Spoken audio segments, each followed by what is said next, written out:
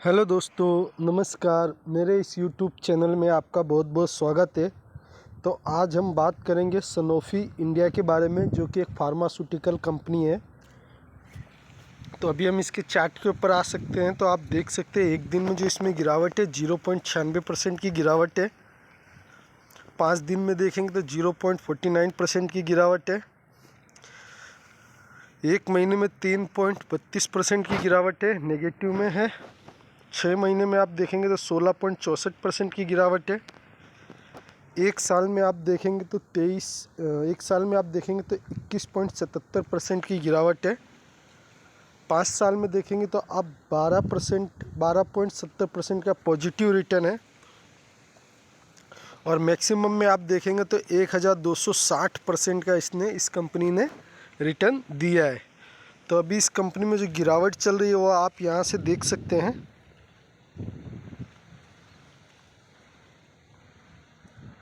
36% की कंपनी में गिरावट चल रही है, जो कि अपने हाई से कंपनी 36% टूट चुकी है।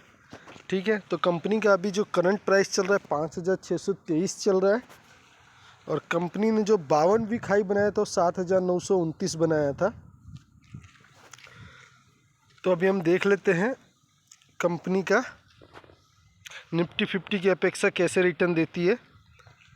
तो हम मैक्सिमम में देखेंगे तो निफ्टी 50 ने ही ज़्यादा रिटर्न दिया है। निफ्टी 50 ने 1,729% का रिटर्न दिया है। वहीं पे सनोफी इंडिया ने उससे कम रिटर्न दिया है, 1,235% का रिटर्न दिया है।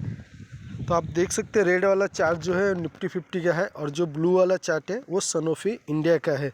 तो आप देख सकते हैं दोनों के चार्ट में कोई ज़्यादा डिफरेंस नहीं दिख रहा है। दोनों एक जैसे ही चलते हैं, कभी निफ्टी 50 ऊपर रहता है तो कभी सनोफी इंडिया ऊपर रहता है।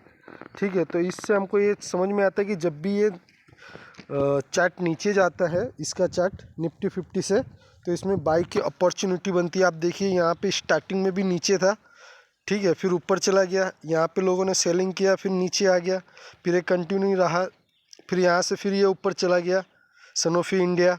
फिर यहाँ पे लोगों ने सेलिंग किया होगा, फिर ये निफ्टी 50 से नीचे आ गया और काफ़ी दिन तक नीचे चला। फिर यहाँ से फिर एक अच्छी बाइंग आई और ये निफ्टी 50 के बराबर चलता रहा, फिर निफ्टी 50 से ऊपर गया।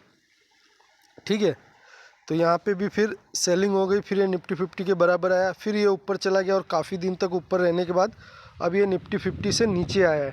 तो हमको ये समझ में आ रहा है कि जब भी ये निफ्टी 50 से नीचे आता है तो इसमें एक बाई के लिए रैली आती है। ठीक है, तो वो रैली कब आएगी ये तो पता नहीं, लेकिन ये एक बार निफ्टी 50 से ऊपर ज़रूर जाता है। तो इसमें शॉर्ट टर्म के लिए भी हम इन्वेस्ट कर सकते हैं, लेकिन शॉर्ट टर्म कितना होगा ये तो पता नहीं। लेकिन आप इससे नीचे आप बाई कीजिए और ऊपर जैसे ही इससे ऊपर निकलेगा 1,500 2,000 रुपये अगर एक शेयर पे मिलता है तो बेच के निकल भी सकते हैं। ठीक है, तो अभी हम देख लेते हैं इसकी और भी इंफॉर्मेशन।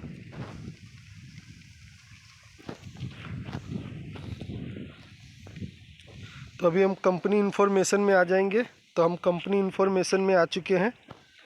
तो आप यहाँ पे देख सकते हैं कि प्रमोटर के पास जो है 60.40% शेयर है, जिसमें से इन्होंने कुछ भी गिरवी नहीं रखा है। तो ये एक अच्छी बात है कि इन्होंने कुछ भी गिरवी नहीं रखा है। और ये कंपनी का डिविडेंड देखिए कितना भयंकर डिविडेंड देती है। 2019 में 66 रुपये का डिविडेंड दिया था। 2020 में 2 बार डिविडेंड दिया, 106 रुपये का डिविडेंड दिया था, और उसके साथ स्पेशल डिविडेंड दिया था 243 का। फिर 2021 में 125 रुपये का डिविडेंड दिया, साथ में 240 रुपये का स्पेशल डिविडेंड दिया था। फिर 22 में 181 रुपये का डिविडेंड दिया और साथ में 309 रुपये का स्पेशल डिविडेंड दिया, और फिर 22 में ही 193 रुपये का डिविडेंड दिया। तो आप देख सकते हैं कि कंपनी लगभग 700 रुपये के आसपास डिविडेंड दे दी थी। आप देख सकते हैं 309, 181 और 193। तो आप देख सकते हैं कि 9 1 10 10 और 9 19 19, और आप यहाँ पे देख सकते हैं 12 और 1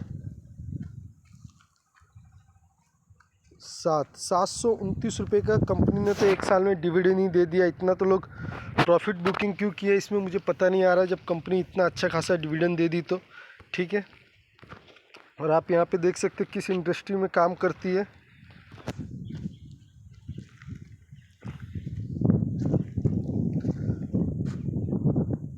तो आप इंडस्ट्री देख सकते हैं, फार्मास्यूटिकल इंडस्ट्री में कंपनी काम करती है, ठीक है, दवा मेडिसिन वगैरह बनाने का काम करती है कंपनी। तो अभी हम कंपनी की बैलेंस शीट के ऊपर आ चुके हैं। तो आप कंपनी के रिजर्व एंड सरप्लस देख सकते हो, 2003 करोड़ था, फिर 2196 करोड़ हुआ, फिर 2419 करोड़ हुआ, फिर डाउन हुआ 2042 करोड़ और 2142 करोड़। तो इनके जो रिजर्व एंड सरप्लस है 5 साल से एक ही दायरे में घूम रहे, तो ये भी चलो ठीक है कि एक स्टेबल है, ठीक है। उसके बाद आप लॉन्ग टर्म बोरोइंग देख सकते हैं, जीरो है। शॉर्ट टर्म बोरोइंग भी देख सकते हैं, जीरो है। कंपनी के ऊपर किसी भी प्रकार का कोई भी कर्जा नहीं है। तो अभी आप देख सकते हैं इस कंपनी का जो मार्केट कैप है 12,984 करोड़ का है। तो ये एक मिड कैप साइज की कंपनी है।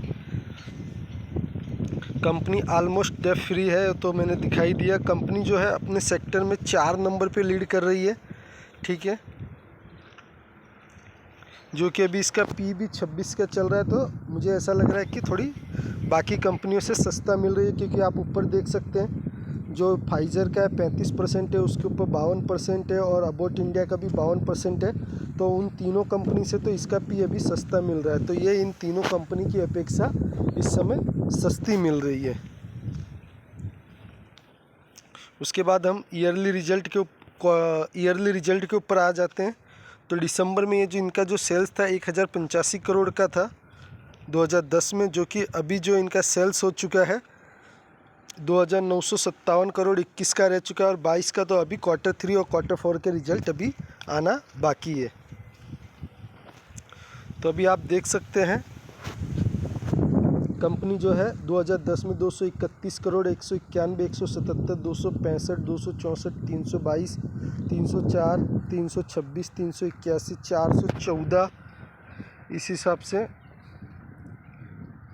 478, 400, 944 और 580 करोड़ रुपया कंपनी कमा रही है। तो ये जो है ये 944 करोड़ जो है ये 2021 का है, और ये 2022 के हैं। तो इसके अभी 2 क्वार्टर रिजल्ट देखने बाकी हैं, Q3 और Q4 के। तो हो सकता है उसमें जो प्रॉफिट होगा वो इसको बीट भी कर सकता है, ठीक है। तो कंपनी जो है 231 करोड़ से अभी 944 करोड़ तक आ चुकी है। तो प्रॉफिट तो इनका अच्छा खासा बढ़ा है इन सालों में, ठीक है। और आप इसमें देख सकते हैं EPS भी देख सकते हैं 251 रुपया है, और इसके पहले 410 रुपया था, जो कि आप EPS भी देख सकते हैं कितना अच्छा है, अर्निंग पर शेयर।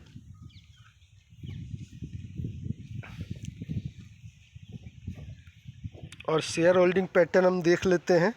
तो प्रमोटर के पास 60.40 है, FIS के पास 6.99 है, DIS के पास 19.22 है, और पब्लिक के पास अच्छी कंपनी हमेशा कम रहती है 13.41 है, ठीक है। तो अभी हम देख लेते हैं इस कंपनी में अच्छी बातें क्या क्या हैं। तो आप देख सकते हैं कंपनी जो है फार्मास्यूटिकल में है, जो दवा और टैबलेट्स वगैरह ये सब बनाती रहती है। तो उसका डिमांड तो हमेशा रहता ही है, क्योंकि ये सब चीज़ें पेशेंट को ज़रूरत पड़ती है। तो कंपनी का बिजनेस तो सदा बाहर लग रहा है, ठीक है। उसके बाद जो इसका चार्ट भी है हमने देखा, वो चार्ट भी नीचे से ऊपर की तरफ है, तो अच्छी बात है, ठीक है। अभी ये निफ्टी 50 से कम रिटर्न दे रहा है, ठीक है, लेकिन लगभग निफ्टी 50 के आसपास ही चलता रहता है, ठीक है। तो इसको हम उसमें नहीं गिनेंगे, थोड़ा नेगेटिव में ही गिन लेते हैं, ज़बरदस्ती में गिनना पड़ रहा है लेकिन गिन लेते हैं।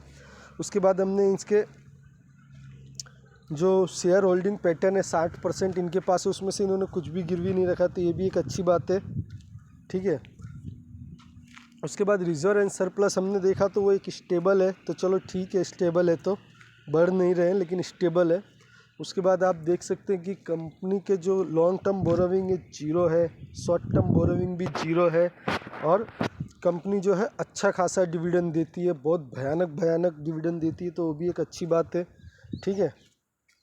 कंपनी के सेल्स बढ़ रहे हैं, प्रॉफिट भी बढ़ रहा है, और शेयर होल्डिंग पैटर्न भी काफ़ी बढ़िया है।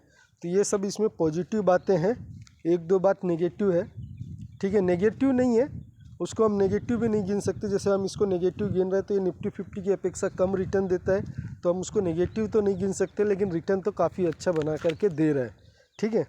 तो ये सब इसमें अच्छी बातें हैं। तो अगर आपको ये शेयर अच्छा लगता है तो आप अपनी रिसर्च करके अपना दिमाग लगा के इस शेयर को बाय कर सकते हैं। मैं आपको कोई भी इसको बाय करने की सलाह नहीं देता हूँ, लेकिन इसमें अभी 35% की गिरावट है। तो अगर आप इसको बाय करना चाहते हैं तो आप SIP के थ्रू बाय कर सकते हैं, एक एक क्वांटिटी करके।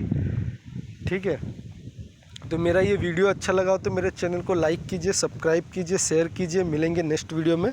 Bye bye.